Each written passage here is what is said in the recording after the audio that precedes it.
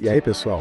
De volta para mais um Deep Dive com a gente, episódio número 16. E a gente vai mergulhar no mundo que eu admito era completamente novo para mim, viu?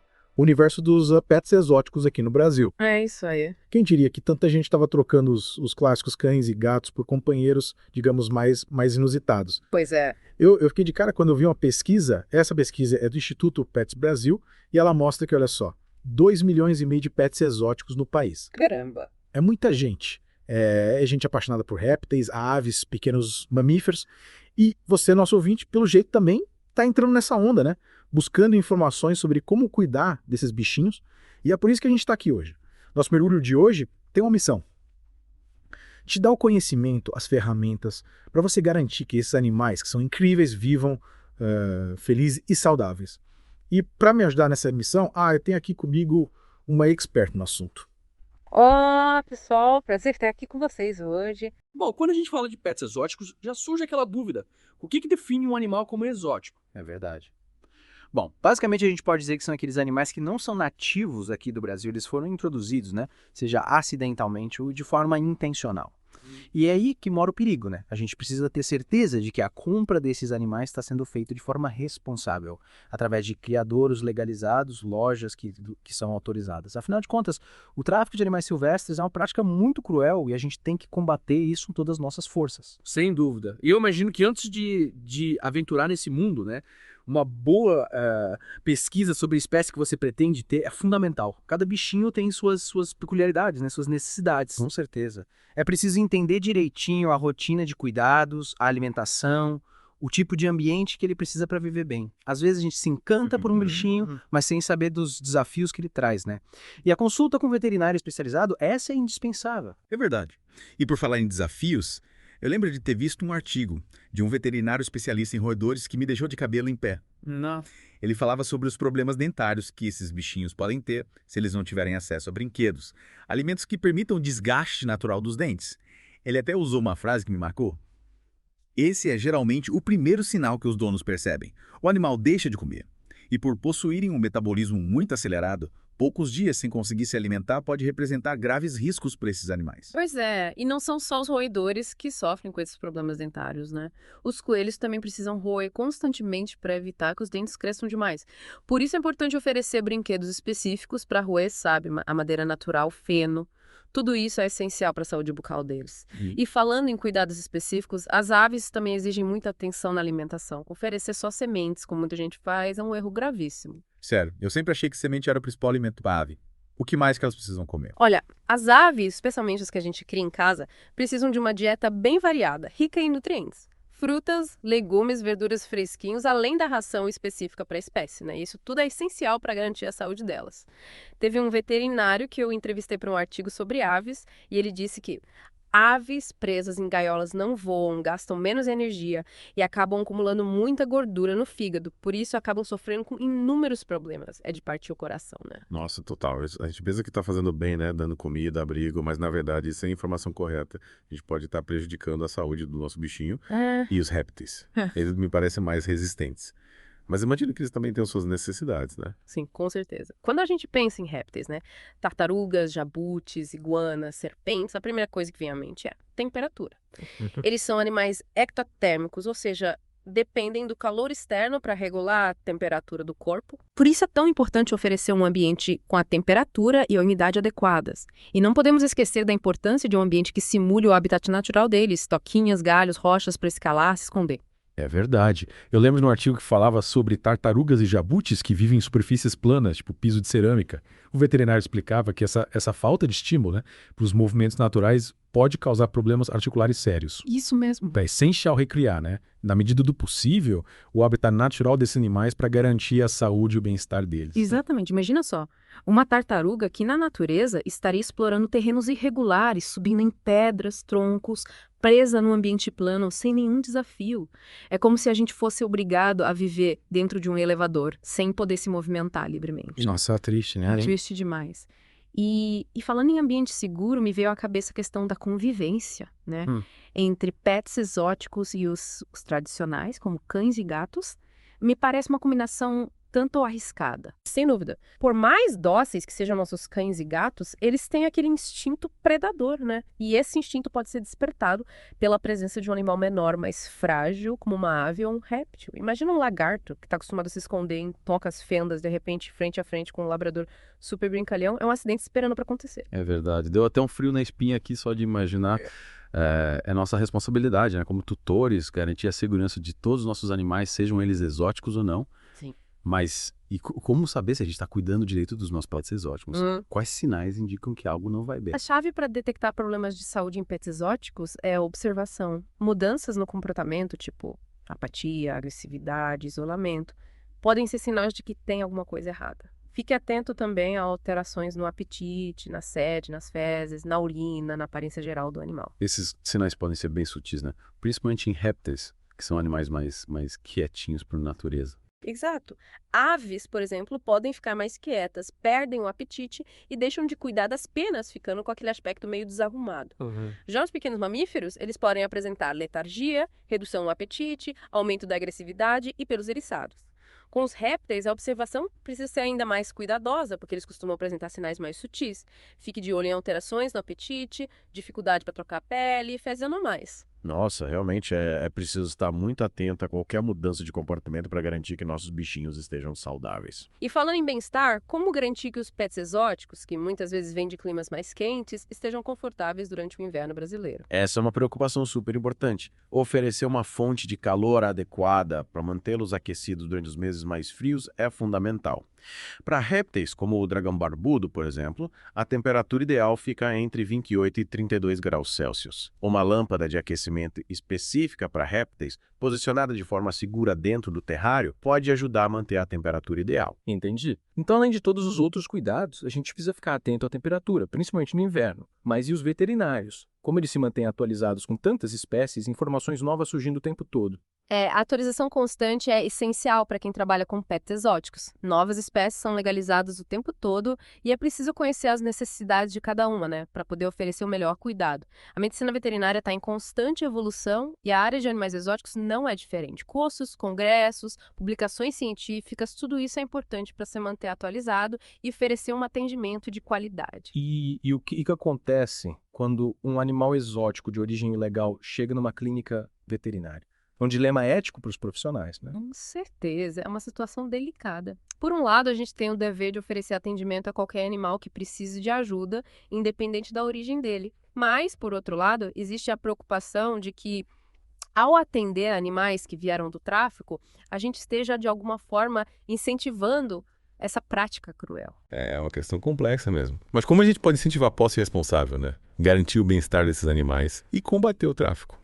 A educação é a chave para combater o tráfico de animais silvestres, informar as pessoas sobre a importância de adquirir animais de forma legal, né, responsável, os cuidados que cada espécie exige, os riscos para a saúde pública e para o meio ambiente. Tudo isso é fundamental para mudar essa realidade. Concordo plenamente. Informação é a nossa maior arma na luta pela proteção dos animais. Mas me diz uma coisa, pensando nos cuidados práticos do dia a dia, o que você diria que é essencial para garantir a saúde e o bem-estar dos pets exóticos? Acho que a gente pode resumir em 3 pilares, né? Ambiente, alimentação e enriquecimento ambiental. Começando pelo ambiente, é preciso garantir que o espaço seja adequado para a espécie. Temperatura, umidade, iluminação corretas. E quando falo em espaço adequado, não me refiro só ao tamanho, mas também à estrutura. Por exemplo, répteis arborícolas, como as iguanas, precisam de terrários mais altos, com galhos, troncos para escalar, enquanto as serpentes terrestres preferem terrários mais horizontais, com substrato que permita a escavação. É como se a gente tivesse que criar um pedacinho da natureza dentro de casa, né? Reproduzindo as condições que o animal encontraria no habitat natural dele. Exatamente. E a alimentação também é fundamental. Cada espécie tem suas necessidades nutricionais específicas, né? E oferecer uma dieta balanceada, de qualidade, é essencial para garantir a saúde. A ração específica para a espécie é a base, mas frutas, legumes, verduras, outros alimentos naturais podem complementar a dieta. Sempre com a orientação do veterinário, claro. E você mencionou enriquecimento ambiental. Me explica melhor o que isso significa na prática. O enriquecimento ambiental é basicamente tudo aquilo que a gente faz para estimular os comportamentos naturais do animal em cativeiro. Oferecer brinquedos, esconderijos, estruturas para escalar, substratos para escavar, tudo isso contribui para o bem-estar físico e mental do animal. Então, além de garantir as necessidades básicas, né, tipo alimentação, abrigo, a gente precisa oferecer oportunidades para que o animal se exercite, explore o ambiente, expresse seus comportamentos naturais. Exato. Imagina, por exemplo, um hamster. Na natureza, ele passaria horas cavando túneis, buscando alimento. Se a gente oferece para ele só uma gaiola pequena, sem nenhum estímulo, ele vai ficar entediado, estressado e pode até desenvolver problemas de saúde. Faz todo sentido. É como se a gente estivesse privando o animal de realizar atividades que são importantes para ele, tanto fisicamente quanto mentalmente. E os benefícios do enriquecimento ambiental vão muito além da saúde física e mental. Um animal que tem as necessidades de comportamento atendidas, ele tende a ser mais calmo, mais sociável e menos propenso a desenvolver comportamentos indesejados, como roer grades, micar excessivamente ou até se automutilar. Então, investir em enriquecimento ambiental é investir na qualidade de vida do nosso pet exótico. E diz uma coisa, quais são os sinais que indicam que o enriquecimento ambiental não está sendo suficiente? Fique atento se o animal apresentar comportamentos repetitivos, sem função aparente, sabe? Tipo andar em círculos, balançar a cabeça, arrancar as próprias penas. Isso tudo podem ser sinais de tédio, estresse ou frustração. É como um pedido de socorro, né? O animal está tentando dizer para a gente que precisa de mais estímulos, mais oportunidades para expressar os comportamentos naturais dele. Exato. E nosso papel como tutores responsáveis, interpretar esses sinais e oferecer o que o animal precisa para ser feliz e saudável. E além do enriquecimento ambiental, quais outros cuidados do dia a dia são essenciais para garantir a saúde do nosso pet exótico? A higiene é fundamental. Limpeza regular do ambiente, dos comedouros, bebedouros, é essencial para prevenir a proliferação de bactérias, outros micro-organismos que podem causar doenças. A frequência da limpeza vai depender da espécie, do tamanho do recinto, dos hábitos do animal. E as visitas regulares ao veterinário são importantes também para os pets exóticos. Com certeza. O acompanhamento veterinário regular é fundamental para prevenir e diagnosticar precocemente problemas de saúde. O veterinário vai avaliar o estado geral do animal, realizar exames de rotina e orientar sobre os cuidados específicos para a espécie. É importante lembrar que nem todo veterinário está capacitado para atender pets exóticos, né? Exatamente. É essencial procurar um profissional especializado em animais silvestres ou exóticos. Alguém que tenha conhecimento sobre as particularidades de cada espécie, que esteja atualizado sobre as melhores práticas de manejo e tratamento. E como saber se um veterinário é realmente especialista em pets exóticos? Uma boa dica é verificar se ele possui títulos de especialista reconhecidos pelo Conselho Federal de Medicina Veterinária, como a especialização em clínica e cirurgia de animais selvagens ou a residência em medicina de animais selvagens. Esses títulos garantem que o profissional passou por um treinamento rigoroso e está apto a atender às necessidades específicas dos pets exóticos. E falando em necessidades específicas, me lembrei de uma questão que a gente ainda não abordou. A importância de respeitar o ritmo e as características de cada espécie. Verdade, essa é uma questão fundamental. Cada espécie tem seu próprio ritmo, suas próprias características comportamentais. Por exemplo, algumas espécies são mais ativas durante o dia, enquanto outras são noturnas.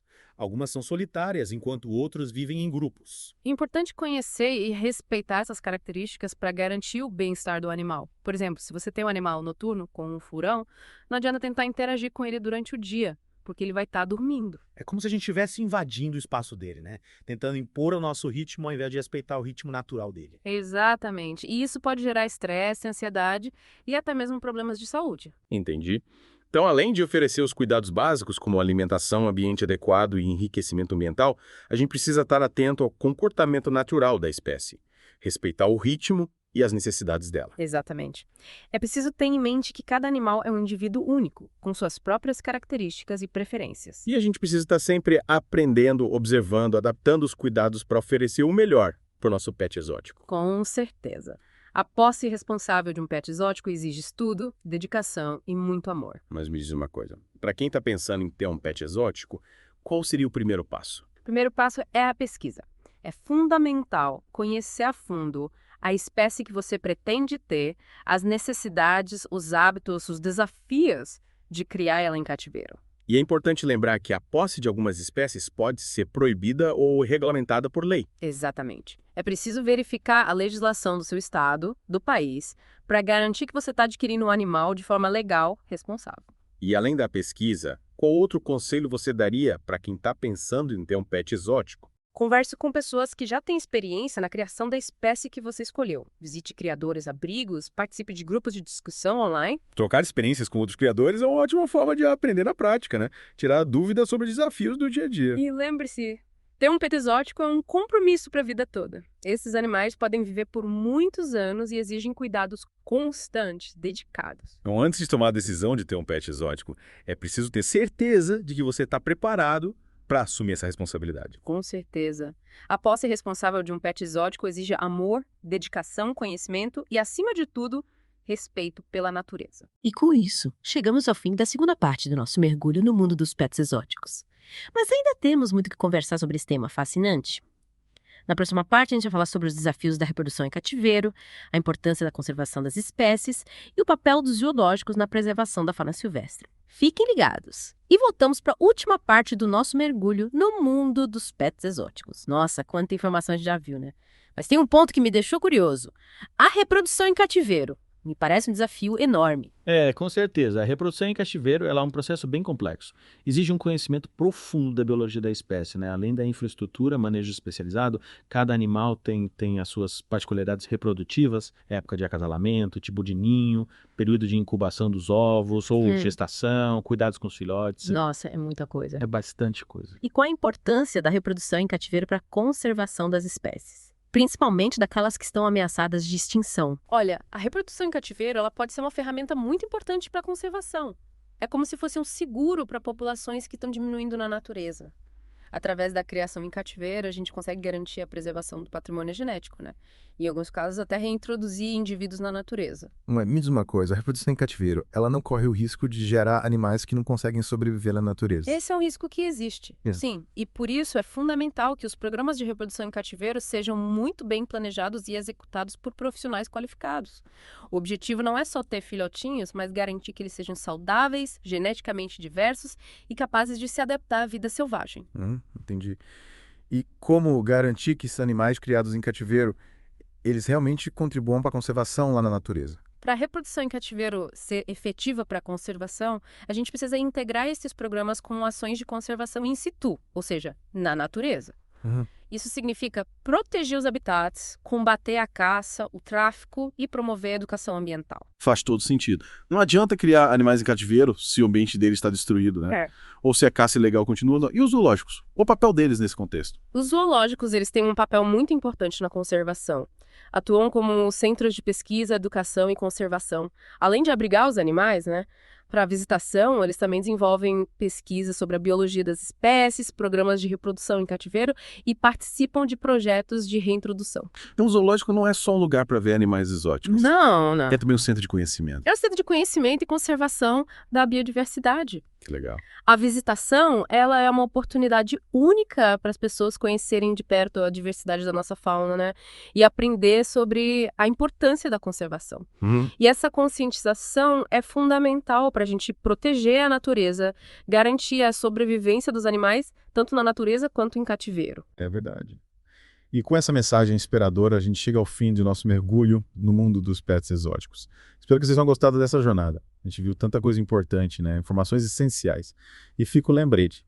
A posse responsável de um pet exótico exige pesquisa, dedicação, amor e respeito pela natureza. É isso aí.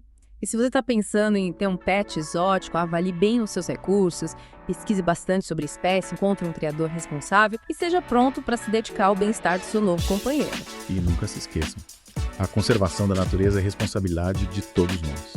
Até a próxima e continue mergulhando com a gente no mundo do conhecimento.